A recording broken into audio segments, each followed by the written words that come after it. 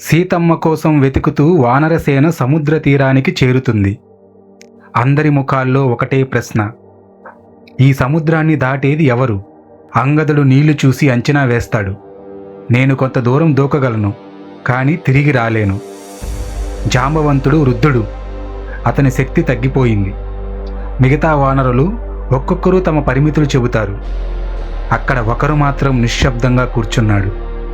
అతనే హనుమంతుడు.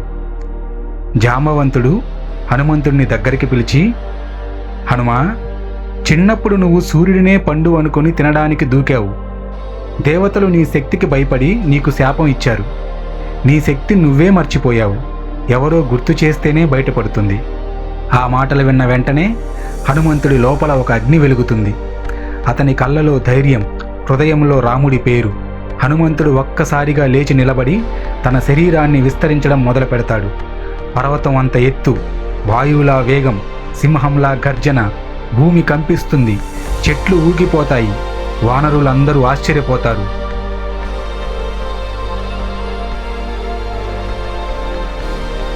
హనుమంతుడు గట్టిగా చెబుతాడు, రాముడి సేవలో నాకు అసాధ్యమనేదే లేదు. హనుమంతుడు మహేంద్ర పర్వతం పైకెక్కి దూకడానికి సిద్ధమవుతాడు. దూకే ముందు రాముడిని ధ్యానిస్తాడు. సీతమ్మను గుర్తు చేసుకుంటాడు. లక్ష్మణుడి ధైర్యాన్ని తలుచుకుంటాడు. హనుమంతుడు ఒక్కసారిగా తన కాళ్ళను బిగించి పెద్ద గర్జనతో సముద్రం మీదకి దూకుతాడు. హనుమంతుడు గాల్లో ఎగురుతూ వెళ్తాడు. కింద అలలు ఎగసిపడుతున్నాయి. పెద్ద పెద్ద తిమింగలాలు కనిపిస్తున్నాయి. మేఘాలు అతని చుట్టూ తిరుగుతున్నాయి. అతని వేగం చూసి దేవతలు కూడా ఆశ్చర్యపోతారు. వారు అనుకుంటారు, ఇతను సాధారణ వానరుడు కాదు, ఇతడు రాముడి దూత. సముద్ర దేవుడు హనుమంతుడి భక్తికి మెచ్చి మైనాక పర్వతాన్ని పైకి లేపుతాడు.